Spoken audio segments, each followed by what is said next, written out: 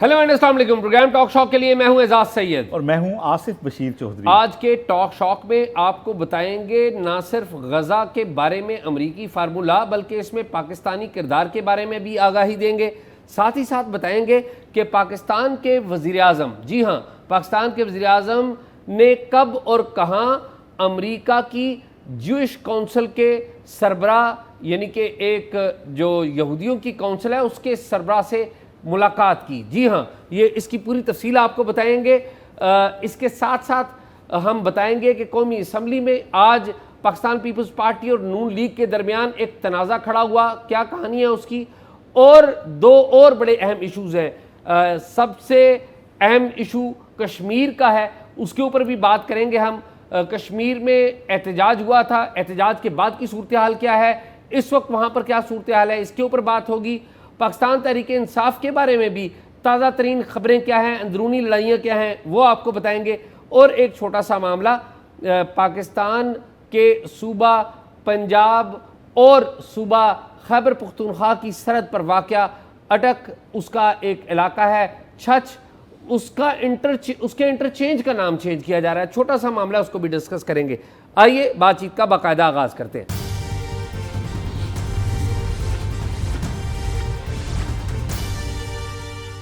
कैसे हैं एजाज, आप खैरियत से हैं? आसिफ, मैं खैरियत से हूँ, आप बताएं क्या नई ताज़ी है? शुक्र है अल्लाह का, सब खैरियत है, ठीक ठाक। तो क्या मुआहिदा हुआ जी, और क्या नुकात सामने आए, और क्या प्लीड कर रहे हैं ट्रंप साहब, और हमारा क्या रोल होगा? आसिफ, हमारा रोल होगा भी और इस सारे मामले में हमारा रोल है भी। सबसे पहले तो मैं आपको बता दूं, वो तस्वीर देखने वाली हमारी स्क्रीन के ऊपर भी नज़र आ रही है कि जब हाल ही में प्राइम मिनिस्टर जो शहबाज शरीफ है, अमेरिका की अक़वाम मुत्तहिदा में जो जनरल काउंसिल है, जनरल असम्बली के इजलास में शिरकत के लिए गए, तो आपको पता है कि हमने डिस्कस भी किया था कि अमेरिकी सदर डोनाल्ड ट्रंप ने मुलाकात की थी 8 मुस्लिम ममालिक से, और वहाँ पर हमने बताया था कि इसकी प्रेस रिलीज़ जारी नहीं हुई, लेकिन यकीनी तौर पे गज़ा और फ़लस्तीन डिस्कस हुआ है, ईरान डिस्कस हुआ है। और वही हुआ, ये जो अमेरिका ने 20 नुकाती फार्मूला जारी किया है वो उसी की रोशनी में तैयार हुआ है। 8 जो मुस्लिम ममालिक हैं, पाकिस्तान हो गया, तुर्की हो गया, इजिप्ट हो गया, UAE हो गया,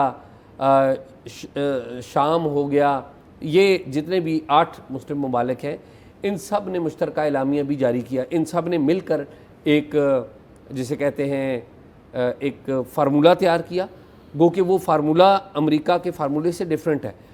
एक बयान इन्होंने तैयार किया जिसको इंटेल किया जाएगा अमेरिका के फार्मूले के साथ, और इस पर इत्तफाक किया गया। इसमें मरकज़ी किरदार जो है वो सऊदी अरेबिया का है, इसमें मरकज़ी किरदार तुर्की का है और पाकिस्तान का भी है।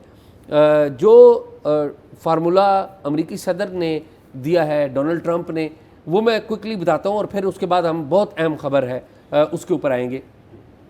फार्मूले के मुताबिक अगर ये फार्मूला हमास भी कबूल कर लेती है कि जो फ़लस्तीन के अंदर फ़लस्तीन की हुकूमत ख़त्म हो जाएगी, वहाँ पर टोनी ब्लेयर जो कि साबिक़ प्राइम मिनिस्टर हैं बरतानिया के, उनकी सरबराही में एक हुकूमत कायम की जाएगी।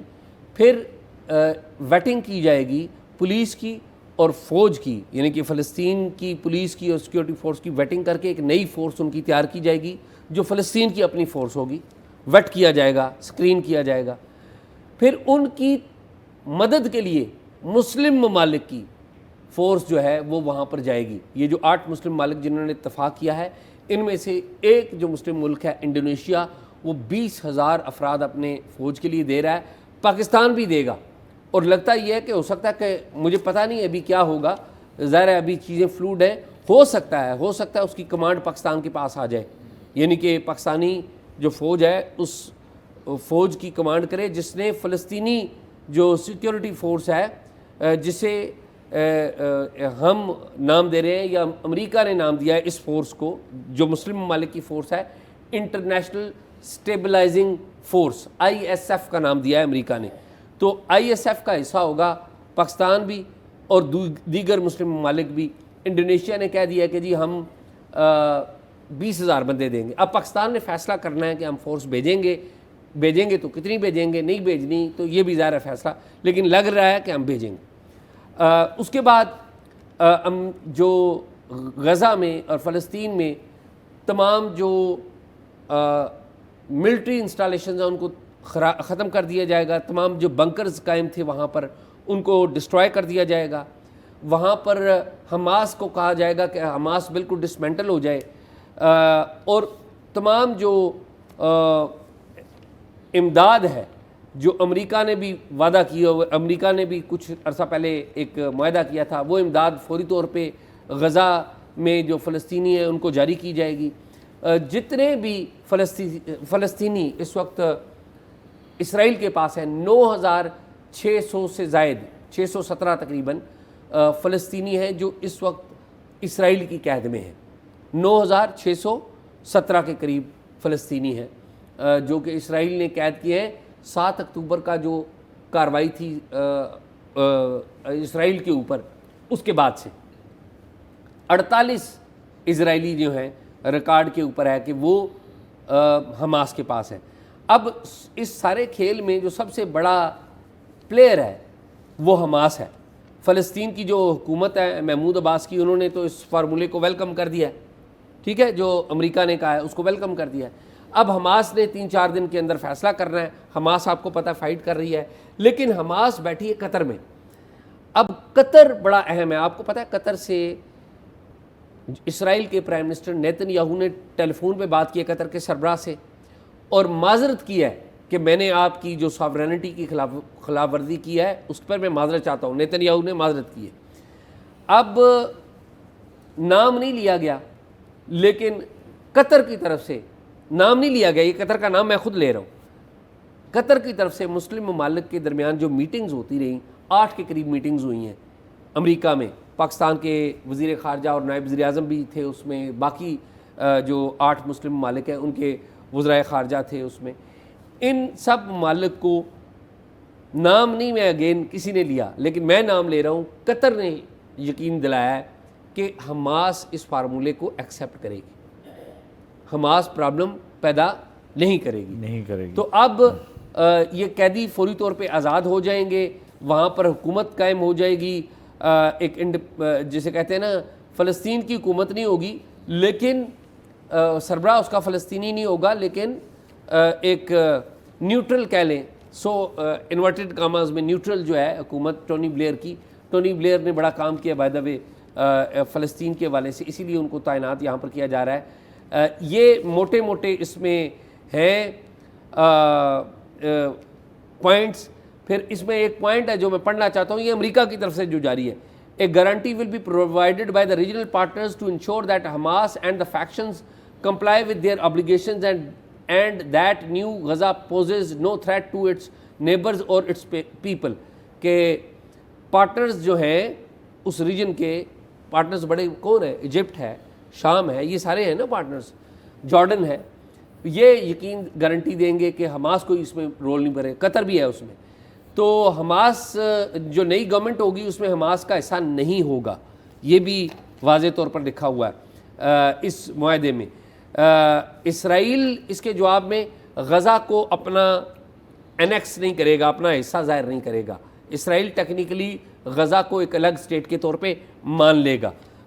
اس میں ISF تعینات ہوگی، اور جو اسرائیلی ڈیفنس فورسز ہیں IDF جنہیں کہتے ہیں، وہ وہاں سے وڈرا کر جائیں گی۔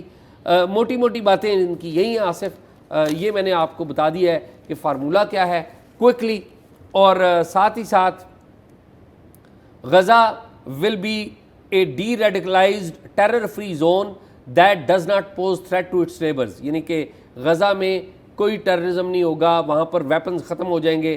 Gaza will be redeveloped for the benefit of the people of Gaza who have suffered more than enough, یعنی غزہ کو دوبارہ ڈیولپ کیا جائے گا۔ پھر ساتھ ہی ساتھ انہوں نے یہ بھی کہا ہے کہ جو ہی اسرائیل اسے ایکسیپٹ کرے گا، حماس نے ایکسیپٹ کر رہے ہیں، اسرائیل نے تو گرین سگنل دیا ہوا ہے، وہ بھی پبلکلی ظاہر فارملی اناؤنس کریں گے، تو 72 گھنٹوں کے اندر جتنے بھی فلسطینی اور ہاسٹیجز ہیں دونوں اطراف وہ ان کو ریلیز کر دیں گی۔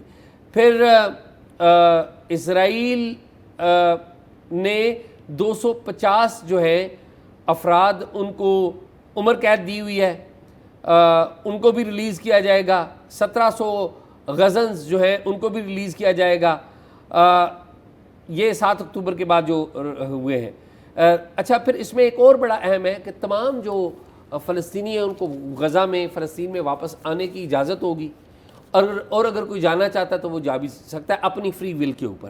آپ کو پتہ ہے بہت سارے فلسطینی جو ہیں وہ غزہ چھوڑ کر فلسطین چھوڑ کر پڑوسی ممالک میں چلے گئے ہوئے ہیں, اور دنیا کے مختلف حصوں میں گئے ہوئے ہیں, پاکستان میں بھی آئے ہوئے ہیں. تو یہ ہے آصف موٹی موٹی باتیں جو ہمارے سے ریلیٹڈ ہیں وہ میں نے آپ کو بتا دی ہیں. اس پہ بڑی لمبی بات کی جا سکتی ہے لیکن میں نے موٹے موٹے نکات آپ کو پڑھ دیے. اچھا اعزاز, اب ایک بات پہ مجھے تعجب ہے کہ غزہ میں فلسطین میں جتنی یہ بمباری ہوئی ہے, ایریل سٹرائکس ہوئیں, کھنڈر بنا دیا, 1 لاکھ بندہ مار دیا. اب اسلامی دنیا کو کہا جا رہا ہے کہ جتنا رائتہ اسرائیل نے پھیلایا ہے اس کو آپ صاف کریں. اب ایک کاسٹ ہوگی نا وہاں پہ تعمیر و ترقی کی, تو انٹرنیشنل کمیونٹی اس میں کیا رول کرے گی؟ اور پھر سب سے بڑھ کے یہ کہ امریکہ جس کی پشت پناہی پہ یہ سارا کچھ ہوتا رہا, امریکہ اس کے لیے کتنے فنڈز دے گا؟ یا یہ اسلامی دنیا کو کہہ رہے ہیں کہ آپ ہی کا سر اور آپ ہی کے جوتے؟ نہیں آصف, ایسا نہیں ہے. اس کے اوپر کافی ہوم ورک کیا گیا ہے جو ابھی تک ہے, مزید ڈیٹیلز ابھی آئیں گی. اس میں نہ صرف یہ کہ اسلامک ممالک رول پلے کریں گے, خود امریکہ رول پلے کرے گا, اور امریکی صدر جو ڈونلڈ ٹرمپ ہیں وہ بڑے جسے کہتے ہیں نا خواہش مند ہے کہ وہ اس میں پیسے بھی ڈالیں. انہوں نے جو معاہدے کیے ہیں وہ کافی اس میں اماؤنٹ ہے ری بلڈنگ کے لیے, ری کنسٹرکشن کے لیے, اور وہ چاہتے یہ ہیں کہ ہم جو اس ایریا کا کانفلکٹ ہے اس کو ختم کر دیں. اچھا آپ دیکھ لیں کہ ابھی تک ایران نے ایز وی آر ٹاکنگ ایران نے اس کے اوپر کوئی نیگیٹو بیان نہیں دیا, پازیٹیو بھی نہیں دیا, نیگیٹو بھی نہیں دیا. تو ایران بھی خاموش ہے, اور اس میں رول کون پلے کر رہا ہے؟ رول پاکستان پلے کر رہا ہے.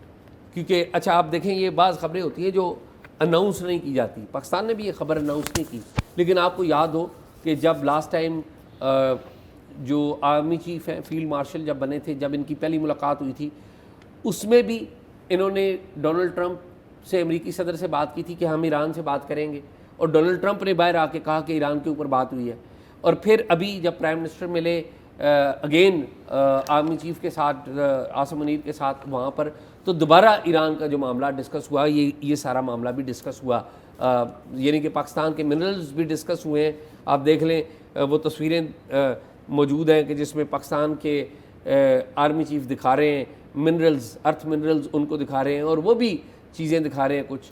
اعزاز, مجھے کچھ باتوں کی سمجھ نہیں آ رہی. دیکھیں یہ ایک بین الاقوامی تنازع ہے, اور اگر اسرائیل 2 ریاستی حل مان رہا ہے تو یہ پھر under the umbrella of United nations ہونا چاہیے, نہ کہ under the umbrella of United States ہونا چاہیے. اس کی وجہ یہ ہے کہ پاکستان یہ سمجھتا ہے اور مسلم ممالک یہ سمجھتے ہیں کہ اقوام متحدہ کی حیثیت ختم ہو گئی ہوئی ہے. اسرائیل کے اوپر اگر کسی ایک ملک کا اختیار ہے یا اثر ہے یا انفلوئنس ہے وہ امریکہ ہے. تو انہوں نے کہا کہ اسلامی ممالک کے وزرائے خارجہ نے اور ملکوں نے یہ کہا کہ ہم اس کی جو گارنٹی امریکہ کو ہی دیتے ہیں, اور امریکہ بڑے آگے اور گارنٹی لے اور کرے کام. کیونکہ ٹرمپ صاحب ایک اور لالچ میں بھی ہے نا, ٹرمپ صاحب یہ بھی چاہتے ہیں کہ وہ پیس کر کے وہ جو نوبل انعام جو ہے وہ لیں. اچھا, یہ ان کے دماغ میں اچھے کیڑے پاکستانیوں نے ڈالے ہیں کہ آپ نوبل انعام لیں. دیکھیں اس سارے کنفلکٹ میں تو امریکہ کا جو رول رہا ہے وہ کوئی قابل ستائش نہیں رہا. بالکل ٹھیک. اور جو بھی وہاں بربریت ہوئی ہے اس کو ہمیشہ سپورٹ کیا. سلامتی کونسل میں ویٹو کرتا رہا امریکہ, باقی ساری دنیا تو دوسری طرف کھڑی ہو گئی. تو اقدام تو اچھا ہے کہ چلیں مسلم ممالک کی فوج ہوگی وہاں پہ, لیکن یہ انڈر دا مطلب اس کو کوئی پوری دنیا کی بھی ایک سپورٹ ہونی چاہیے اس معاہدے کی. اور ایسا نہیں ہونا چاہیے کہ جب مرضی اس کو اسرائیل جو ہے وہ اس کو ختم کر دے اور اس پہ جو ہے وہ بات ایسے ہی ہو. لیکن آپ ایک میٹنگ کا ذکر کر رہے تھے, پھر آپ آگے نکل گئے. آپ ایک تصویر کا ذکر کر رہے تھے کہ اسکرین پہ چل رہی ہے. یہ اسکرین پہ دیکھیں نا, ہم اسکرین پہ یہ تصویر لے کے آئے ہیں. یہ تصویر ہے آصف, سوشل میڈیا پہ کوئی بیرون ممالک میں غیر ملکی جو لوگ ہیں وہ اس کو ٹویٹ کر رہے تھے. تو ایک امریکن جوئش کونسل ہے, اس کے صدر ہیں, اس کے سربراہ ہیں, ان کا نام ہے ڈینیل روزن. امریکن جوئش کونسل بڑی اہم کونسل ہے, بڑی پاورفل ہے, بڑی انفلوئنشل ہے. 1918 میں یہ امریکہ میں فیلاڈیلفیا ایک شہر ہے یہاں پر بنی تھی, اور امریکہ کی پالیٹکس میں اس کا بڑا رول ہے. یہ رہتے امریکہ کے اندر ہیں لیکن امریکہ کے اندر اسرائیل اور امریکہ کے درمیان جو کنیکشن ہے نا اس میں ایک بڑا گہرا کنیکشن جو ہے اس کونسل کا بھی ہے. اور یہ جو تصویر آپ دیکھ رہے ہیں نا آصف، یہ تصویر ہے 23 ستمبر صبح تقریباً امریکہ کے ٹائم کی بات کر رہا ہوں، 23 ستمبر صبح 10:50-51 کی. یہ 23 ستمبر کو میں ایگزیکٹ ڈیٹ بتا رہا ہوں کہ جب پاکستان کے پرائم منسٹر سے امریکن جیوش کونسل کے جو صدر ہیں ڈینیل روزن، جن کی تصویر آپ دیکھ رہے ہیں، ان کی ملاقات ہوئی ہے اچانک. اور یہ جگہ کون سی ہے؟ یہ جگہ ہے اقوام متحدہ کی جو بلڈنگ ہے، یو این جنرل اسمبلی کا ہال. اور 9 بج کے آپ کو پتہ ہے 51 کے اوپر، 9:57 کے اوپر امریکی صدر نے خطاب اپنا شروع کیا تھا. 51 منٹ کا خطاب تھا. جو ہی امریکی صدر ڈونلڈ ٹرمپ نے اقوام متحدہ جنرل اسمبلی کی اوپننگ سپیچ دی اور وہ جانے لگے تو پاکستانی جو وفد ہے اور دوسرے ممالک کے وفود جو ہے اٹھے ملاقات کرنے کے لیے. اور آپ کو پتہ ہے مارکو روبیو جو کہ امریکی سیکرٹری آف اسٹیٹ ہے، امریکی وزیر خارجہ ہیں، مارکو روبیو کے ساتھ متعدد افراد تھے جنہوں نے پاکستان کے پرائم منسٹر کے ساتھ ہاتھ ملایا. ان میں ایک صاحب یہ ڈینیل روزن ہے جنہوں نے ہاتھ ملایا، اور یہ امریکن جوش کونسل کے سربراہ ہیں. ان کی جو ملاقات ہے یہ اچانک ہوئی ہے، کوئی شیڈیولڈ میٹنگ نہیں تھی. اور جسے کہتے ہیں نا کہ پاکستان کے پرائم منسٹر کو نہیں پتہ تھا. اور تصویر میں آپ دیکھیں، اگر غور سے دیکھیں تو آپ کو نظر آئے گا پرائم منسٹر کے جو سٹاف کے ممبرز ہیں وہ بھی بیچ میں کھڑے ہوئے نظر آپ کو آتے ہیں. اور کسی نے انہی کے یعنی کہ جو امریکن ڈیلیگیشن ہے اور امریکن جیوش کونسل کا کے جو لوگ ہیں انہی میں سے کسی ایک نے یہ تصویر بھی لی ہے. اچھا، اور اب آپ سن کر یہ بھی حیران ہوں گے کہ میں نے جب یہ تصویر آئی تو فیک نیوز بہت زیادہ ہوتی ہے، تو میں نے ایک اہم حکومتی شخصیت کو یہ تصویر بھیجی تصدیق کے لیے. پہلے تو میں نے اسحاق ڈار صاحب سے پوچھا کہ جی کیا ملاقات ہوئی ہے، تو ڈار صاحب نے تو آؤٹ رائٹلی ریجیکٹ کر دیا، کہتے نہیں میرے نہیں خیال کوئی ملاقات ہوئی ہے. پھر میں نے ایک اہم حکومتی شخصیت سے رابطہ کیا جنہوں نے مجھے تصدیق کی پرائم منسٹر سے چیک کر کے کہ یہ ملاقات ہوئی ہے، لیکن یہ ایک سڈن ملاقات تھی، یہ اچانک ملاقات تھی، کوئی شیڈول ملاقات نہیں تھی. اور ڈینیل روزن یاد رکھ لیں آصف کہ ڈینیل روزن کون ہے. ڈینیل روزن وہ شخص ہیں یہ تو پریزیڈنٹ ہے، اس کے چیئرمین یعنی کہ امریکن جیوش کونسل کانگریس کے جو چیئرمین ہیں جیک روزن ان کے والد ہیں. اور جیک روزن کون ہے آصف؟ آپ حیران ہوں گے، جیک روزن نے پاکستان کا دورہ بھی کیا ہوا ہے. وہ جنرل مشرف کے ذاتی دوستوں میں شامل تھے. جنرل کیانی کے بارے میں بھی کہا جاتا ہے ان کے بھی دوست تھے. تو ڈینیل روزن کا جو پاکستان کنیکشن ہے میں نے آپ کو بتا دیا ہے. آپ کو پتہ ہے کہ مشرف صاحب نے تو اسرائیل کے اعلیٰ حکام سے بھی ملاقاتیں کی تھی، ان کے وزیر خارجہ سے بھی. ان کے وزیر خارجہ اور ہمارے خورشید قصوری نے، اسرائیل کے وزیر خارجہ اور ہمارے وزیر خارجہ نے مشرف صاحب کے دور میں ملاقات کی تھی ترکی میں. تو یہ بڑی اہم ہے ملاقات، کیونکہ اگر پاکستان کی فورسز تعینات ہو جاتی ہیں ادھر ہی اسرائیل کے اندر، فلسطین کے اندر، تو پھر جو بھی پاکستان کی فورسز کو لیڈ کرے گا، اگر کمانڈ ہمارے پاس ہوئی تو کوئی بھی لینڈ آرڈر کی سچویشن ہوگی تو پھر کمیونیکیشن تو پھر ہوگا نا ادھر. ٹھیک ہے، تو یہ اس کانٹیکس میں بڑی اہم میٹنگ ہے جو ہم نے کی. لیکن یہ تو میں نے آپ کو ادھر کی بات سنائی. آپ مجھے بتائیں کہ آج نیشنل اسمبلی میں بھی کوئی بڑا دھماکہ رہا. میں بھی نیشنل اسمبلی پہنچا تھا، لیکن اس تنازع کے فوری ختم ہو رہا تھا اسی وقت تقریباً میں پہنچا. اچھا اعزاز، دیکھیں مریم نواز جو ہیں، مریم وزیر اعلیٰ پنجاب، وہ 2-3 دنوں سے اوپر تلے جو بیانات ان کے آ رہے ہیں پیر سے میں نوٹ کر رہا ہوں. دیکھیں اس میں جو بیانات آ رہے ہیں، بلکہ یہ اگر میں آپ کو کہوں یہ ہفتے کو بھی میں نے دیکھا تھا یہ بیان. ٹھیک ہے، دیکھیں وہاں سے جو بیانات آ رہے ہیں وہ سندھ کے ساتھ بڑی محاذرائی والے ہیں، اور اس میں وہ اپنی طرف سے تو شاید پنجاب کا مقدمہ پیش کر رہی ہیں، لیکن بہت غلط. یہ اس سے پہلے کبھی ایسا ہوا نہیں. جو پیپلز پارٹی اور نون لیگ کی لڑائی 90s میں ہوئی، اس میں بھی صوبوں کو اس حد تک انوالو نہیں کیا گیا، صوبوں کی قومیتوں کو اس حد تک انوالو نہیں کیا گیا. تو ابھی مریم بی بی جو ہیں انہوں نے کہا جی کہ ہماری نہریں ہیں، ہم اس سے پانی جدھر مرضی لے جائیں، آپ کو کیا مسئلہ ہے؟ ہم سیلاب والوں کا علاج کر رہے ہیں، اپنے وسائل سے کر رہے ہیں. تو آپ کو کیا مسئلہ ہے؟ آپ کہتے ہیں کہ جی یہ انٹرنیشنل کمیونٹی سے مدد مانگیں اور یہ کشکول جو ہے یہ ٹوٹنا چاہیے، اور آپ اپنے لوگوں کے معاملات دیکھیں. آپ پنجاب میں بار بار کیوں گھستے ہیں؟ آپ کے ترجمان بیان دیتے ہیں، یہ اس طرح کی باتیں انہوں نے کی. آج یہ ہوا کہ آج جب قومی اسمبلی کا اجلاس ہوا تو پیپلز پارٹی اہم اتحادی ہے، ان کے نوید قمر کھڑے ہو گئے اور انہوں نے کہا جی کہ ہم پروٹیسٹ کرتے ہیں جو سریالہ پنجاب مریم نواز بیانات دے رہی ہیں.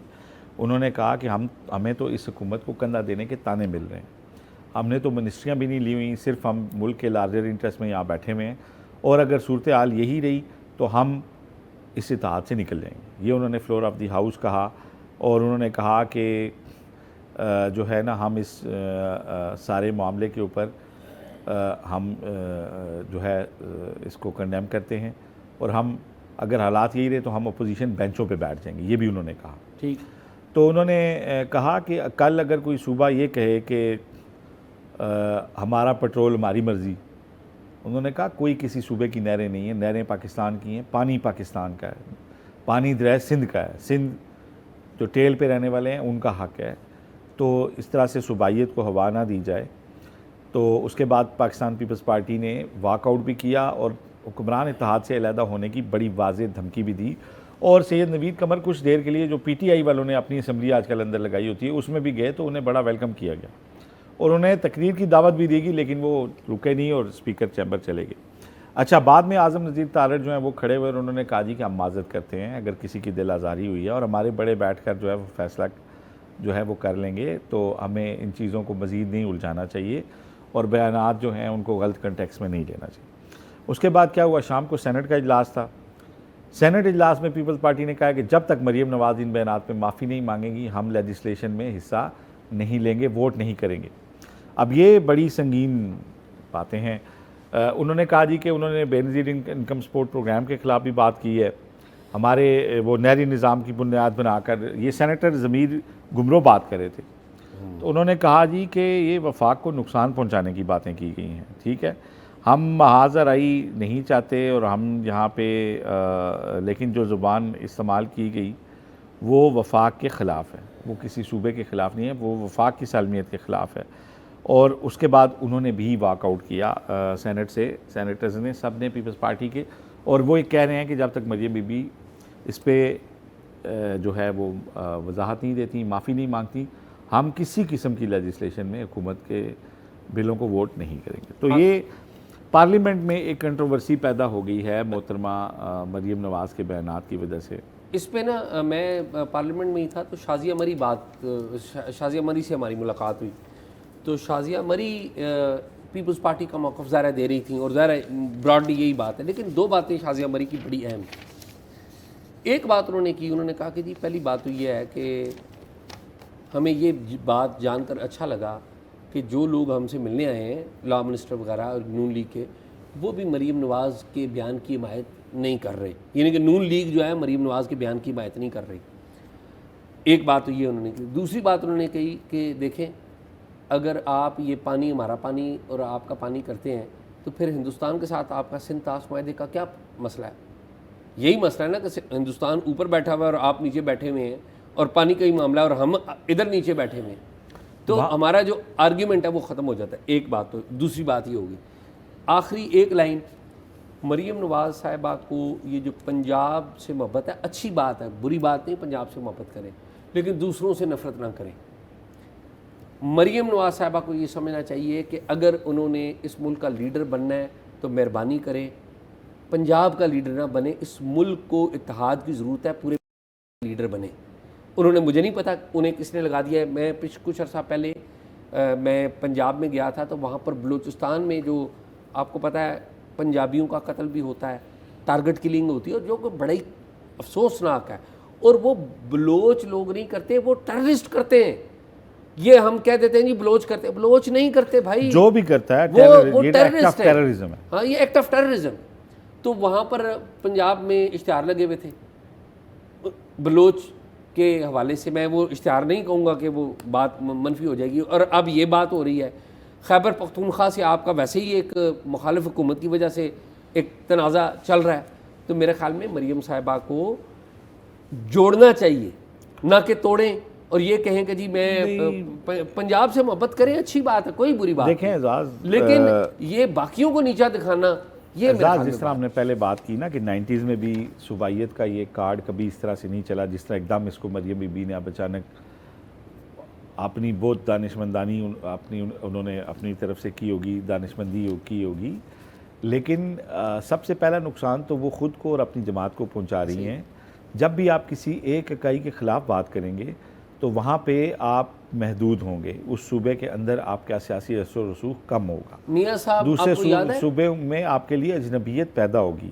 اچھا پنجاب کیونکہ بڑا بھائی ہے، 12.5 کروڑ آبادی ہے، آدھا پاکستان ادھر رہتا ہے، تو پنجاب کو بڑے بھائی کا رول لینا چاہیے، پنجاب کو سوتیلے بھائی کا رول نہیں لینا چاہیے، بڑے بھائی کا رول لینا چاہیے، اور پنجاب کے جو لیڈرز ہیں ان کی طرف سے کوئی ایسا میسیج نہیں جانا چاہیے۔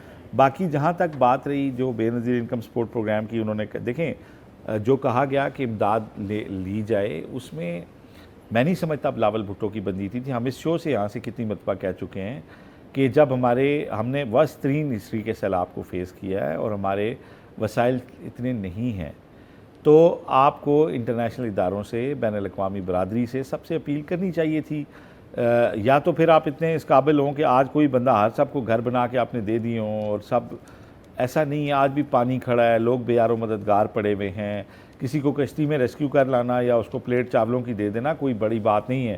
جو جتنا نقصان ہوا ہے وہ خربوں میں ہوا ہے اور آپ اس کو اکیلے نہیں بیئر کر سکتے، اور یہ کوئی ایسی بات نہیں ہے کہ اس میں آپ اس کو انا کا مسئلہ بنائیں۔ اور جو تنقید سندھ کے اوپر کرتے ہیں آپ، تو اس کا مطلب ہے کہ آپ اپنے آپ کو سندھ کے اندر محدود کرتے ہیں۔ اسی طرح جب سندھ کے لوگ اگر پنجاب پہ تنقید کرتے ہیں تو پیپل پارٹی کا حال تو آپ دیکھ لیں، پیپل پارٹی تو پنجاب میں کتنی رہ گئی ہے، تو آپ کم از کم یہ دیکھیں کہ آپ کے گورننس کو سندھ میں مثال دی جاتی ہے۔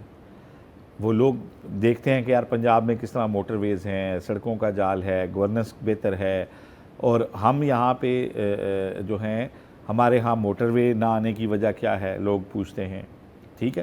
گو کہ سندھ میں ہیلتھ میں بڑا کام کیا پیپلز پارٹی نے، کچھ اور شعبوں میں بھی وہ کرنا چاہ رہے ہیں، لیکن پنجاب کی گورننس آگے ہے۔ تو اگر وہ تنقید کرتے ہیں تو وہ تو مارجنلائز ہو چکے ہیں پنجاب میں۔ اگر آپ تنقید کریں گے سندھ کے اوپر صوبے کو بنیاد بنا کے، تو آپ کو وہاں سیاسی نقصان ہوگا۔ یہ بات جو ہے، یہ محترمہ مریم نواز جو ہیں ان کے اساتذہ کو چاہیے کہ انہیں اس معاملے کے اوپر جو ہے پراپر بریف کیا جائے۔ جی اچھا آصف، آزاد کشمیر میں آپ کو پتہ ہے 29 تاریخ کو بڑا احتجاج تھا، ہم نے اس پلیٹ فارم سے اس احتجاج تو ابھی بھی ہے، جی ابھی بھی ختم نہیں ہوا، بالکل ایسے ہی وہاں پر اس وقت جس وقت میں اور آپ بات کر رہے ہیں مظفر آباد میں فائرنگ ہو رہی ہے۔ جو جوائنٹ عوامی ایکشن کمیٹی ہے اس نے مظفر آباد کی طرف جو مارچ کرنا شروع کر دیا ہے، یہ تمام پورے کشمیر سے، آزاد کشمیر سے، جی پورے کشمیر سے مظفر آباد، پاکستان اور آزاد کشمیر کے جو راستے ہیں وہ بند کر دیے گئے ہیں۔ ایک آزاد کشمیر کے آصف جرنلسٹ ہیں، بڑے نوجوان جرنلسٹ ہیں، دانش ارشاد ان کا نام ہے، انہوں نے آزادی کے بعد ایک کتاب بھی لکھ رکھی ہے کشمیر کے حوالے سے۔ آپ کو پتہ ہے 1947-48 سے آنورڈ سے لے کر ابھی تک، یعنی کہ جوائنٹ عوامی ایکشن کمیٹی کے آغاز تک کا جو سفر ہے اس کے اوپر کتاب بھی لکھی ہے۔ تو ہم نے آصف ان کے ساتھ گفتگو کی ہے، تو وہ میرے خیال میں ناظرین کو دکھاتے ہیں۔ تو ناظرین آئیے دانش ارشاد کی طرف چلتے ہیں۔ دانش بہت شکریہ آپ کا۔ دانش، ہم نے دیکھا کہ 29 تاریخ کو جوائنٹ عوامی ایکشن کمیٹی نے ایک سٹرائک کا اعلان کیا تھا، اور اس سٹرائک کو جو آزاد کشمیر کی عوام ہے اس نے کامیاب کیا، اور پھر ہم نے یہ بھی دیکھا کہ وہاں پر جوائنٹ عوامی ایکشن کمیٹی کے جو سربراہ ہیں انہوں نے ایک بڑی جسے کہتے ہیں نا پرجوش تقریر کی، اور انہوں نے وہاں پر ایک خفیہ ایجنسی کے افسر کے بارے میں بھی کہا کہ وہ 9 مئی چاہتے ہیں مگر یہ نہیں ہونے دیں گے۔ ابھی جو سٹرائک ہے وہ مکمل ہو چکی ہے، ہم پہلے بتا چکے ہیں اپنے شو میں کہ ان کا اگلا پلان ہوگا کہ وہ اعلان کریں کہ پاکستان کے ساتھ جو رستے ہیں بند کر دیے جائیں۔ آج سٹرائک ختم ہوئے تقریباً 24 گھنٹے گزر گئے ہیں، آج اعلان کیا گیا ہے اس پلیٹ فارم سے، JAC کے پلیٹ فارم سے۔ تو پہلے تو بتائیں کہ اعلان کیا کیا گیا ہے، دوسرا یہ بھی بتائیں کہ آگے کیا ہوگا۔ دیکھیں اعلان آج انہوں نے کل ہی تقریباً تمام جگہوں پہ اعلان ہو گئے تھے کہ جو آزاد جموں کشمیر اور پاکستان کے درمیان انٹری پوائنٹس ہیں، جیسے آزاد پتن ہے، کوہالہ ہے، دان گلی ہے، برار کوٹ ہے، ان کو بند کرنے کا اعلان کیا گیا تھا، لیکن مظفر آباد میں اس لیے نہیں کیا گیا تھا کہ ایک کیجولٹی ہوئی تھی اور اس کا لاش نہیں ان کو مل رہی تھی، ورثہ کو لاش نہیں دی جا رہی تھی اور ایف آئی آر نہیں ہو رہی تھی، تو رات گئے وہ ایف آئی آر ہوئی، اس کے بعد نماز جنازہ ہوا، اور آج جو مظفر آباد ہے اس کا اور کے پی کے درمیان جو برار کوٹ جو ایک انٹری پوائنٹ ہے تو اس کو بند کرنے کی حکمت عملی موجود ہے۔ باقی جہاں تک کچھ جگہیں تو گورنمنٹ نے خود بھی بند کی ہیں، جیسے کوہالہ کا جو انٹری پوائنٹ ہے تو وہاں پر پتھر اور کنٹینر لگا کے تو گورنمنٹ نے خود بند کیے ہیں۔ اسی طرح آزاد جموں کشمیر کے اندر بین الاضلاعی جو رستے ہیں تو ان کو بھی بند کرنے کی کوشش کی گئی ہے کہ اگر لانگ مارچ ہوتا ہے تو اس کو بھی ڈسپرس کیا جا سکے، یا ایک ضلع کے لوگوں کو دوسرے ضلع میں نہ جانے دیا جائے، یا ایک جو موب ہے تو اس کو مظفر آباد نہ پہنچنے دیا جائے۔ اچھا یہ بتائیں کہ 9 انٹری پوائنٹس ہیں پاکستان کے ساتھ آزاد کشمیر کے، کیا جوائنٹ عوامی ایکشن کمیٹی کہتی ہے کہ یہ 9 کے 9 بند کر دیے جائیں؟ دیکھیں مرکزی جو 2-3 ہیں، جس طرح منگلہ ہو گیا اور کوہالہ ہو گیا، آزاد پتن ہو گیا اور برار کوٹ ہو گیا اور دان گلی جو بمبر سے اور اس ایریا سے ملتی ہے، تو ان ایریاز کو تو بند کرنے کی کال کی گئی ہے۔ باقی کوٹلی کے آگے جا کے تو اولاڑ اس جگہ کو ایک سائڈ پہ کروٹ آتا ہے جدھر ڈیم بھی ہے تو وہ بچتا ہے، اس کے حوالے سے ابھی تک کوئی واضح حکمت عملی نہیں ہے اور کوئی اناؤنسمنٹ بھی موجود نہیں۔ آزاد کشمیر حکومت نے جوائنٹ عوامی ایکشن کمیٹی کے لیڈروں کے اوپر الزامات لگائے کہ جی ڈارک ویب پہ ایک ٹیلی فون کال لیک ہوئی ہے جس میں انہوں نے یہ الزام لگایا کہ ان کا کسی غیر ملکی ایجنسی سے تعلق ہے۔ اصل حقیقت کیا ہے؟ اصل حقیقت آپ کو دوسرے دن پی ایم صاحب نے جو ابصار عالم صاحب سینئر صحافی کو انٹرویو دیا تھا تو اس میں انہوں نے کہہ دیا تھا کہ یہ ہمارا مسئلہ تو ہے ہی نہیں۔ وہ ڈارک ویب والا ایک کاغذ فاروق حیدر صاحب سے لہرایا گیا، وہ ایک اچھے پولیٹیشین مانے جاتے تھے اس سے پہلے، لیکن اس کے بعد لوگوں کے درمیان جو ان کی ایک رہی صحیح کثر تھی تو وہ بھی رہی، اور اس کے بعد پھر 21 ستمبر کو جو ایک جلسہ کیا تھا جس میں موجودہ وزیر اعظم سمیت 4 سابق وزرائے اعظم اور 4 پارٹیوں کے صدور بیٹھے تھے، تو ان میں وہ 500 لوگ جمع کرنے میں ناکام رہے، تو ناکام قسم کا وہ کیا، اور پھر اس کے بعد کسی نے بھی اس سائفر کا یا اس پیپر کا کوئی تذکرہ تک نہیں کیا گورنمنٹ میں بیٹھے ہوئے لوگوں کے۔ تو بنیادی طور پہ اس سائفر کا جو تذکرہ ہونا چاہیے تھا تو وہ تو پاکستان کے فارن آفس کی طرف سے ہونا چاہیے تھا، ان کو بتانا چاہیے تھا کہ بھائی اس طرح کی سازش ہو رہی ہے، لیکن آزاد کشمیر کے لوگوں نے لہرایا، اور اس پہ پھر جس طرح سوشل میڈیا پہ کٹ لگی کہ اس کے جو مدرجات ہیں تو انہی میں ٹیکنیکل فالٹس موجود ہیں، تو اس کے بعد پھر وہ کہیں بھی ڈسکس نہیں ہوا۔ یہ بتائیے کہ جوائنٹ عوامی ایکشن کمیٹی کے جو سربراہ ہیں نواز، ان کا جو ڈائریکشن ہے یہ کیا لگ رہی ہے اب آپ کو؟ کہ ایسا لگ رہا ہے کہ مذاکرات جو حکومت پاکستان کے ساتھ ہونے تھے وہ تو نہیں ہو رہے، اور پھر مقامی سطح پر جو پولیٹیکل لیڈرشپ ہے وہ بھی ان کے ساتھ بیٹھنے کے لیے تیار نہیں ہے، تو آگے ان کا لائے عمل کیا ہوگا؟ دیکھیں آپ نے بھی جیسے کل بات کی اور میں بھی وہی بات دہراؤں گا کہ جو سورسز بتا رہے ہیں اور وہ اس طرح کی اطلاعات ہیں کہ جن افسر صاحب کا تذکرہ کل شوکت نواز میر نے 12 اپنی تقریر میں کیا، جس کا تذکرہ آپ بھی کر چکے ہیں اپنے شو میں، انہوں نے ان ڈائلاگ کو جو پی ایم پاکستان کی طرف سے ایک وربل آفر تھی اور وہ کوئی رسمی آفر کے طور پہ ابھی نہیں ہوئی تھی، وہ میچور نہیں ہوئی تھی، تو اس وربل آفر کو ہی ڈسپرس کر دیا، ختم کر دیا، کسی طرح سے بھی وہ کامیاب نہیں ہو سکی۔ تو اب آزاد جموں کشمیر کے جو گورنمنٹ ہے تو وہ کہیں نظر ہی نہیں آ رہی۔ پی ایم صاحب جو چودھری انوار اللہ کے وہ اسلام آباد میں بیٹھے ہوئے ہیں، مظفر آباد جل رہا ہے، مظفر آباد میں کل ایک لاش گری ہے، پولیس کے سامنے مسلم کانفرنس کے لوگوں نے فائرنگ کی، ساری چیزیں ہوئیں، اور اس کے باوجود ساری اے جے کے کی گورنمنٹ، مطلب پی ایم گورنمنٹ کا سربراہ ہوتا ہے تو وہ اسلام آباد بیٹھا ہوتا ہے، تو ایسی صورتحال میں آپ سنجیدگی کو دیکھ سکتے ہیں کہ کس قسم کی سنجیدگی ہے، اور کیا یہ گورنمنٹ سنجیدہ ہے کہ وہ حالات کو درست کرے یا نہ کرے۔ یہ بتائیے کہ جو مطالبات ہیں جوائنٹ عوامی ایکشن کمیٹی کی طرف سے، ان میں سے جو وفاقی حکومت کی تو وزراء گئے تھے، انہوں نے کہا جی ہم نے 38 میں سے 36 مطالبات مان لیے، اور باقی جو 2 مطالبات ہیں وہ آزاد کشمیر اسمبلی میں جو آئین کی تبدیلی ہے 2/3 میجارٹی سے، وہ اسی کے تحت ہو سکتے ہیں۔ کیا اس میں حقیقت ہے؟ حالانکہ آرٹیکل جو 70 4 ہے اس میں تو کچھ اور چیزیں ہیں جو ایکٹ کا سیکشن 74 ہے. دیکھیں بنیادی طور پہ مسئلہ یہ ہے کہ جو ایکٹ 74 ہے تو اس میں ترمیم کا کلی طور پر اختیار گورنمنٹ آف پاکستان کے پاس ہے. Government of Pakistan means PM and cabinet کیبنٹ. تو اگر یہ وہ کوئی عبوری آئین یا کوئی پراپر ڈاکومنٹ نہیں ہے جس میں آزاد جموں کشمیر اسمبلی کی 2/3 اکثریت آپ کو ضرور میسر ہوتی ہے, اس کو ہونا ضروری ہے, لیکن اس سے پہلے آپ کو گورنمنٹ آف پاکستان کی منظوری ضروری ہوتی ہے. اگر گورنمنٹ آف پاکستان سنجیدہ ہے تو جو لوگ رات 1:30 بجے پی ایم صاحب کے لیے 53 کے ایوان میں 48 ووٹ لے سکتے ہیں تو وہ اس طرح کا سٹیپ نہیں کر سکتے. تو اصل معاملہ یہ ہے کہ کوئی بھی ان چیزوں کو ڈیفینڈ نہیں کر سکتا. یہ لوگ اس کو مسئلہ کشمیر سے جوڑتے ہیں, لیکن ان 12 نشستوں کا قطعاً مسئلہ کشمیر سے کوئی لینا دینا نہیں ہے. یہ بنیادی طور پر ایک مراد کا ایک جو آزاد جموں کشمیر اسمبلی میں جو پاکستان کا اسلام آباد کی گورنمنٹ کا ایک اثر رسوخ ہے اس کو برقرار رکھنے کی کوشش ہے. یہ چونکہ تقریباً 27% بنتا ہے ایوان کا, اور 27% ظاہر ہے اگر آزاد کشمیر کی جو 33 سیٹس ہیں تو وہ اگر کلی طور پر بھی ایک سائڈ پہ ہو جائیں تو ان 12 نشستوں کو یوز کرتے ہوئے اور ان کے ساتھ جو مخصوص نشستیں آئیں گی 2-3 تو ان کو یوز کرتے ہوئے وہ جو پورا ہاؤس کا ڈیکورم ہے اس کو تبدیل کر دیا جاتا ہے, اور اس کی جو میجارٹی ہے مائنورٹی میں تبدیل کی جاتی ہے. بالکل ٹھیک ہے. یہ فرمائیں کہ آپ مستقبل کیا دیکھتے ہیں, یہ جو تمام علاقے یا راستے بند ہوں گے پاکستان کے ساتھ تو اس کا تو کشمیر کے عوام کے اوپر بھی تو ایک برا اثر پڑے گا.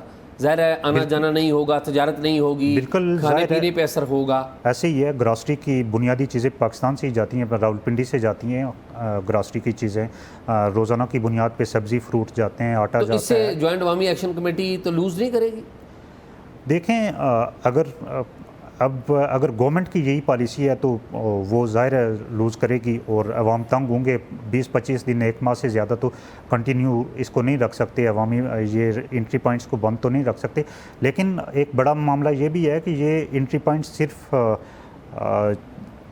آنے جانے کا رستہ ہی نہیں ہے بلکہ یہ ڈیفنس روڈز بھی ہیں, اور ڈیفنس روڈز کا بند ہونا گورنمنٹ کو, پاکستان گورنمنٹ کو بھی اس کو سنجیدگی سے لانا چاہیے, اور اے جے کے گورنمنٹ کو بھی سٹیپ لیتے ہوئے اس کو معاملے کو سالو کرنا چاہیے.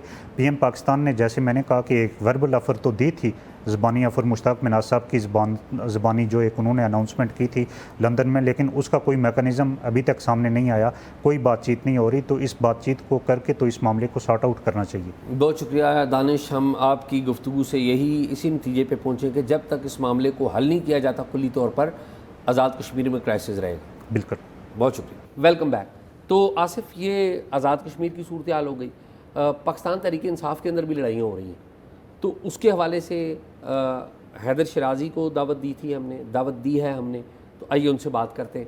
تو آئیں جی حیدر شیرازی کے ساتھ چلتے ہیں. حیدر, بہت شکریہ آپ کا. حیدر, پاکستان تحریک انصاف خبروں میں رہتی ہے اور آپ پاکستان تحریک انصاف کو کور کرتے ہیں. پاکستان تحریک انصاف کی تازہ معلومات بھی آپ سے لیتے ہیں, لیکن تھوڑا سا ذرا کانٹیکسٹ کر دیں کہ پشاور میں ایک جلسہ ہوا پاکستان تحریک انصاف کا جس میں علی امین گنڈا پور وہ میزبان تھے. ہم نے دیکھا علیمہ خان بھی وہاں پر موجود تھی, لیکن کچھ لوگ نہیں بھی تھے. کون لوگ تھے جو نہیں تھے پشاور کے جلسے میں, اور پشاور کے جلسے میں ہوا کیا, اہم خبر کیا تھی؟ دیکھیے, پشاور کا جلسہ پی ٹی آئی کا جلسہ تھا اور عمران خان نے کہا تھا کہ یہ جلسہ ہونا چاہیے.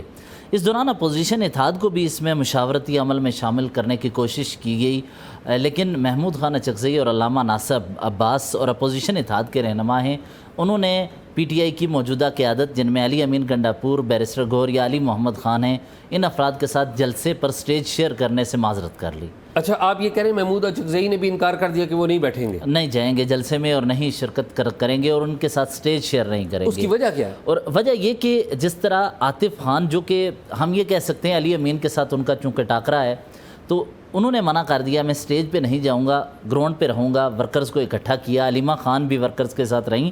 تو وجہ یہ تھی کہ اس وقت پی ٹی آئی کے اندر دو طرح کی سوچ اور خیالات پائے جاتے ہیں. ایک وہ جو اس وقت اسٹیبلشمنٹ کے ساتھ روابط اور بہتری کے لیے کوئی راستے کا حامی ہے اور پارلیمان کے اندر رہنا چاہتا ہے, دوسرا مزاحمت کرنا چاہتا ہے, سخت موقف رکھتا ہے. محمود خان اچکزئی عمران خان کے ساتھ کچھ چیزوں پہ آن بورڈ ہیں اور رابطے ہیں, جس کی وجہ سے علی امین گنڈاپور کے گزشتہ 1.5 سال سے جو سیاسی کردار رہا ہے اس کی وجہ سے اپوزیشن اتحاد بہت ناراض ہے، اور ہمارے سورس یہ بتا رہے ہیں کہ مختلف نشستوں میں بھی انہوں نے اس کا اظہار کیا۔ اس مرتبہ جب پی ٹی آئی کے رہنماؤں یعنی مرکزی رہنماؤں کی متعدد کالز اس جلسے کے حوالے سے اپوزیشن اتحاد کی قیادت کو گئیں تو انہوں نے صاف انکار کر دیا کہ ہم ان کے ساتھ سٹیج شیئر نہیں کر سکتے، کیونکہ پہلے سے ہی عوامی جذبات کے بارے میں کچھ خبریں آ رہی تھیں، اور پی ٹی آئی کے اپنے رہنما یہ سمجھتے ہیں کہ پشاور کا جو جلسہ ہوا ہے یہ بنیادی طور پر بیرسٹر گوہر علی امین یا علی محمد خان جیسی سوچ رکھنے والوں کے خلاف عوامی ریفرینڈم تھا۔ یہ پی ٹی آئی کے اپنے لوگ سمجھتے ہیں۔ وہ یہ کہتے ہیں کہ چونکہ ان کی جانب سے عمران خان کے لیے کچھ سنجیدہ کوششیں نہیں کی گئیں تو اس لیے وہ غصے میں ہیں، اور محمود خان اچکزئی کا ایک دوسرا موقف ہے، وہ جو ان کی ایک لیگیسی ہے، جس انداز سے وہ چیزوں کو لے کے چلتے ہیں پارلیمان کے اندر سیاست کو خاص کر، تو وہ چونکہ علی امین گنڈاپور کی گزشتہ ماہ کی کوششیں جو رہی ہیں یا جس طرح کی انہوں نے سیاست کی ہے وہ ان کی سوچ سے مختلف ہے، تو اس لیے انہوں نے اس سے منع کیا ہے۔ تو یہ جلسے کی کہانی تھی۔ اچھا یہ بتائیں کہ جلسے کے بعد ہم نے دیکھا کہ عمران خان سے بھی ملاقات کرنے علی امین گنڈاپور گئے، اور پی ٹی آئی کو کچھ اور رہنما تھے، کیا باتیں ہوئیں وہاں پر؟ دیکھیے علی امین گنڈاپور اڈیالہ جیل میں بڑی دلچسپ صورتحال پیدا اس دن ہوئی کہ صبح جب پہنچے تو ان کو جانے کی اجازت بھی مل گئی اور ان کو اڈیالہ جیل کے اندر تک رسائی مل گئی، حالانکہ تقریباً 3 گھنٹے وہاں پہ رہے۔ 3 گھنٹے وہاں رہے، حالانکہ علی امین گنڈاپور اس سے پہلے عمران خان نے کہا بجٹ پہ مجھ سے مشاورت کے لیے آؤ، وہ نہیں آئے۔ عمران خان نے کہا کہ علی امین کو کہو سپریم کورٹ کے ذریعے میرے ساتھ آئے، بات کرے، نہیں آئے۔ مائنز اینڈ منرلز پہ بات کرے، علی امین گنڈاپور نہیں آئے۔ اس کے علاوہ متعدد چیزیں تھیں جن پر مشاورت کے لیے یا علی امین کو اڈیالہ پہنچنے کا کہا گیا تھا، وہ ملاقات کے لیے نہیں گئے، یا پھر انہیں 1-2 موقع پر جس طرح ایک موقع پر جس وزیر اعلیٰ پنجاب مریم نواز سے انہوں نے بات کی تو مریم نواز نے کہا کہ آپ کی ملاقات کروا دیتے ہیں، اور علی امین گنڈاپور اڈیالہ پہنچے تو ان کی ملاقات نہیں ہونے دی گئی، اور علی امین گنڈاپور سمجھ گئے کہ ہاتھ کسی اور کے ہیں اس کے پیچھے، یعنی کچھ اور لوگ ہیں جو ملاقاتیں کروانے کے لیے اپنا اختیار استعمال کر رہے ہیں۔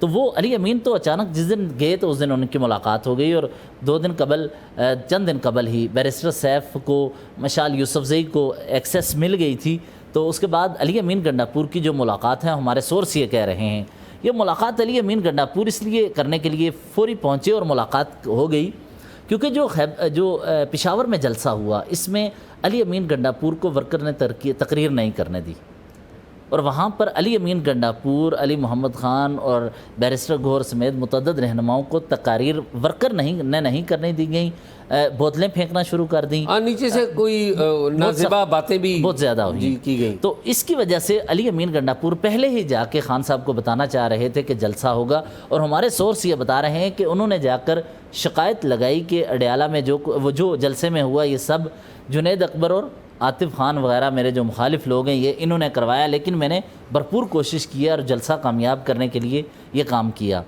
اس کے بعد خان صاحب نے ان پہ غصہ بھی کیا بہت ساری چیزوں پہ کہ تم مجھ سے ملنے کیوں نہیں آئے۔ آپ نے آپریشن جو خیبر پختونخوا میں خاص کر ہو رہا ہے اس پر عمران خان نے علی امین گنڈاپور کی سرزنش کی ہے، میرے سورس یہ بتا رہے ہیں کہ کسی صورت میں آپریشن نہیں ہونا چاہیے، ڈرون اٹیک نہیں ہونے چاہیے، اور فورسز کا استعمال اس طرح نہیں ہونا چاہیے کہ آپ وہ جس کو کہتے ہیں، آپ چونکہ ملٹری کے حوالے سے خبریں دیتے رہے، مختلف جو انٹیلیجنس بیسڈ آپریشن اس حد تک تو ٹھیک ہے کہ آپ کر لیں، لیکن ایسا آپریشن جس سے لوگ علاقوں سے بے دخل ہو جائیں نہیں ہونا چاہیے۔ اس پر سرزنش کی، بعد میں ملاقات ختم ہوئی۔ علی امین گنڈاپور ہر ملاقات کے بعد گفتگو کرتے ہیں، اس مرتبہ انہوں نے میڈیا سے گفتگو نہیں کی۔ اچھا یہ تو جیل کے اندر کی جو خبر آپ نے بتائی، یہ بتائیں کہ عمران خان کے بھی جیل سے منتقل ہونے کی کوئی خبر چل رہی ہے، اس میں کیا اپڈیٹ ہے اس کے حوالے سے؟ دیکھیے اس حوالے سے بھی ہمارے شبیر ڈار صاحب ہیں، انہوں نے یہ خبر دی کہ عمران خان کو راولپنڈی میں ایک جگہ ہے ریس کورس کے قریب ہی، تو وہ بڑی اہم جگہ ہے، سینسٹیو بھی کہہ سکتے ہیں کہ وہاں کسی کی رسائی نہیں ہے، اس جگہ پر ان کو منتقل کیا جا سکتا ہے۔ لیکن اس دوران جب یہ علی امین مل کے آئے نا، آپ کو ایک اور بات بتاؤں، عمران خان علی امین کے ساتھ اس وقت غصہ ہوئے، لیکن 3 گھنٹے کے بعد دوبارہ علی امین پہ انہوں نے غصہ نکالا۔ اچھا وہ یہ ہوا کہ اس دن سماعت تھی، اور سماعت کے موقع پر علیمہ خان بھی پہنچی، بعد میں سلمان اکرم راجہ پہنچے۔ عمران خان کو ایک نئی پکچر بتائی گئی، علی امین کے حوالے سے اور علیمہ خان سے گزشتہ شب میری گفتگو ہوئی. انہوں نے کہا کہ میری یہ ملاقات رہی ہے. خان صاحب نے پنجاب سے نکلنے والے کے لے کشمیر سے اور گلگت سے نکل کے نئے آنے والے جو ورکر نکل کے پشاور پہنچے ان کو اپریشیٹ کیا ہے. ساتھ ہی میرے سورس یہ بتا رہے ہیں کہ علیمہ خان نے پشاور جلسے کی جگہ کے حوالے سے خان صاحب کو کہا ہے کہ جگہ بہت کم تھی, غلط جگہ پہ جلسہ تھا, ورکر جلسے میں پہنچ نہیں سکے, اور یہ بھی بتایا کہ جلسے میں ہوا کیا ہے, ورکر کا غصہ کیا تھا. جس کے بعد عمران خان نے ایک پیغام بھیجا ہے جو سلمان اکرم راجہ گزشتہ روز پارلیمانی پارٹی اجلاس میں لے کے آئے. اچھا, اور پارلیمانی پارٹی اجلاس بھی ہوا, اس میں کیا خاص بات ہوئی؟ اچھا, یہ ایونٹ ایک جلسہ, پھر اڈیالہ میں ملاقاتیں, علیمہ خان نے گفتگو کی, اور جب کلیئر پکچر آئی علی امین اور دیگر ساتھیوں کی تو عمران خان نے سلمان اکرم راجہ کے ذریعے پیغام بھجوایا کہ جا کر میری پارلیمانی پارٹی کو سلمان تم بتاؤ کہ آج کے بعد سیاسی فیصلوں کا اختیار محمود خان اچکزئی اور علامہ ناصر عباس سمیت اپوزیشن اتحاد کو ہے. اور سلمان اکرم راجہ سیکرٹری جنرل اور additional secretary general Firdous Shamim Naqvi کل پارلیمنٹ ہاؤس پہنچے اور پارلیمانی پارٹی اجلاس میں پہنچے. یہ بڑا عجیب تھا کہ پارلیمانی پارٹی اجلاس میں ایز اے گیسٹ یا قیادت آ سکتی ہے. انہوں نے گفتگو کی اور انہوں نے واضح طور پر عمران خان کا پیغام پہنچایا کہ عمران خان نے کہا ہے کہ میں تمہارے یعنی ایم این ایز کے مفاد میں یہ فیصلہ کر رہا ہوں کہ محمود خان اچکزئی ہوں گے اور علامہ ناصر عباس ہوں گے. لیکن اس میں ایک اور تشویشناک پہلو سامنے آیا, وہ یہ کہ پارٹی کے اندر جو خیبر پختونخوا میں آپریشن ہوا اس پر انہوں نے کہا کہ سنجیدگی سے کام کرنا چاہیے ہم سب کو مل کر. لیکن جنید اکبر اس اجلاس میں بھی سخت بولے. کیا تنقید کی انہوں نے؟ جنید اکبر نے ہوا یہ کہ جس وقت اجلاس میں سلمان اکرم راجہ اور سب ساتھی پہنچے تو انہوں نے کہا کہ ہم ایم این ایز قربانیاں دے رہے ہیں, اور اڈیالہ میں جا کر کہا جاتا ہے کہ ایم این ایز کوئی قربانی ہی نہیں دے رہے. پھر اس کے بعد جنید اکبر نے یہ کہا کہ میرے بارے میں جا کے شکایات لگائیں اور وکلاء نے لگائیں. سلمان اکرم راجہ فوراً اٹھے اور انہوں نے کہا کہ آپ بتائیں, میری تو 6 ماہ سے 4 ملاقاتیں, وہ بھی سماعتوں کی وجہ سے ججز نے کہا کہ یہ وکلاء کو لے کے آئے, چونکہ وہ وکیل کیس کر رہے ہیں تو میری تو 4 ملاقاتیں ہوئی ہیں. انہوں نے گارنٹی دی ہے کہ میں جنید صاحب آپ کا موقف لے کے خان کو بتاؤں گا اور مستقبل میں یہ ساری چیزیں واضح ہوں گی کہ کون جا کر شکایتیں لگاتا ہے. لیکن یہ عجیب ہے کہ اس دوران اب علی امین گنڈاپور اور یہ پارٹی اس طرح آگے بڑھ رہی ہے. خان صاحب کے حوالے سے ایک اور فیصلہ انہوں نے سیاسی پارلیمانی کمیٹی نے کیا ہے کہ اب اڈیالہ کے باہر وہ عوامی اسمبلی لگائیں گے, اور آج بھی جس وقت ہم گفتگو کر رہے ہیں لوگ دیکھ رہے ہوں گے ریکارڈ, تو اس وقت تک وہ اڈیالہ کے باہر عوامی اسمبلی لگا چکے ہوں گے جو پہلی عوامی اسمبلی ہے. تو عوامی اسمبلی جو ہے انڈیفینیٹ پیریڈ کے لیے ہے یا کب تک کے لیے ہے یہ عوامی اسمبلی؟ یہ عوامی اسمبلی اسی طرح کی ہے کہ پی ٹی آئی کے رہنما ایم این ایز جب تک تھک نہیں جاتے تب تک یہ اسمبلی جاری رہے گی. بہت شکریہ حیدر, ویلکم بیک. آصف, ایک اور معاملہ جو ہے وہ بڑا عجیب و غریب ہے. آپ کو پتہ ہے پاکستان اسلام آباد جہاں پر ہم بیٹھے ہیں یہاں سے تھوڑے فاصلے پہ اٹک ہے, اور اٹک وہ جگہ ہے جہاں پر خیبر پختونخوا اور جو پنجاب ہے وہ اس کی سرحد ہے. اٹک کی جو سرحد ہے اس کے اوپر ایک گاؤں ہے چھچ جسے کہتے ہیں. چھچ اس لیے بڑا ہے, میں آپ کو یاد ہے شجاع خان زادہ شہید سابق ہمارے ہوم سیکرٹری ہوم منسٹر, ان کو خودکش حملے میں مار دیا, خودکش حملے میں ٹارگٹ کیا گیا تھا ملیٹنٹس کی طرف سے, اور بڑے وائبرنٹ تھے. وہ آئی ایس آئی کے سابق آفسر تھے, اور آپ سن کے حیران ہو وہ کوئٹہ میں کمانڈر تھے. اور یہ بہت سارے بڑے بڑے افغان لیڈرز ان کے بارے میں کہا جاتا ہے کہ وہ جو شجاع خان زادہ نے ان کو سورس کے طور پہ رکھا ہوا تھا. جو طالبان کے والے سے بھی بات ہو رہی ہے اور دوسرے لوگوں کے بارے میں بات ہو رہی ہے. تو خیر آپ کو پتہ ہے وہ شہید ہوئے. اتفاق سے جب ان کی شہادت ہوئی تو میں وہاں پر پہنچا تھا, بلکہ میں قریب تھا, تو میں پہلے پہنچنے والوں میں تھا اٹک. تو آصف, اب جو انٹرچینج ہے نا, یہ جو موٹر وے ہے, موٹر وے پہ چھچ انٹرچینج ہے. چھچ انٹرچینج کا نام بدلنے کی کوشش کی جا رہی ہے کہ شجاع خان زادہ انٹرچینج کر دیا جائے. سوشل میڈیا پہ بڑا اس پہ شور مچا ہے کہ نہیں ہونا چاہیے. شجاع خان زادہ کے جو بیٹے ہیں انہوں نے بھی لا تلقی کا اظہار کیا کہ ایسا نہیں ہے. لیکن وہاں پر کیا صورتحال ہے؟ تصدق بھائی ہمارے وہاں پر موجود ہے, آئے ان سے جانتے ہیں. کہ تصدق صاحب بتائیں کیا صورتحال ہے؟ چھچ کا یہ علاقہ بارڈرنگ ایریا ہے خیبر پختونخوا اور پنجاب کے بیچ. تاریخی علاقہ ہے. بہت سے حملہ آور جو کہ سینٹرل ایشیا افغانستان سے मुद्दतों से हिंदुस्तान पर हमला आवर होते रहे हैं, उनका मुकाबला छछ के इलाके में किया जाता रहा है। दरियाए सिंध के साथ साथ वाकई ये छछ हज़रों का इलाका इंतहाई ज़रखेज़ इलाका है। एग्रीकल्चर के हवाले से यहाँ पर प्रोड्यूस बहुत ज़्यादा है। बहुत से लोग बैरून मुल्क मुकीम हैं, जिसके बायस इस इलाके के लोग माशाल्लाह आसूदा हाल हैं। तालीमी लिहाज से भी लोग आगे हैं। आजकल छछ ख़बरों में है और ख़बरों में होने की वजह यह है कि छछ के जो इस्लामाबाद पेशावर मोटरवे पर इंटरचेंज है, उस इंटरचेंज का नाम तब्दील किया जा रहा है और उसका नाम रखा जा रहा है कर्नल रिटायर्ड शुजा खानज़ादा शहीद के नाम से, जो कि सूबा पंजाब के वज़ीर दाखिला थे और 2015 में एक ख़ुदकुश बम धमाके में शहादत नसीब हुई थी उनको, उनके साथियों को, पुलिस अफसरान को। उसके बाद उनके साहबजादे जहांगीर खानज़ादा भी सूबाई असम्बली के रुकन और सूबाई वज़ीर रहे हैं। जी वेलकम बैक। तो ये आसिफ कहानी है। आप और मैं हम इश्यूज़ को डिस्कस करते रहते हैं, बड़े इश्यूज़ नेशनल लेवल के भी, सूबों में भी, आज़ाद कश्मीर में भी, गिलगित बल्तिस्तान में भी, बलोचिस्तान में भी, खैबर पख्तूनख्वा में भी और इंस्टीट्यूशंस में भी। और इंस्टीट्यूशंस के वाले से आसिफ एक छोटा सा है, आपको पता मैंने और आपने एक पॉलीटेक्निक का इशू डिस्कस किया था इस्लामाबाद में, जिसे मर्ज किया जा रहा था इस फेडरल डायरेक्टरेट ऑफ एजुकेशन के साथ।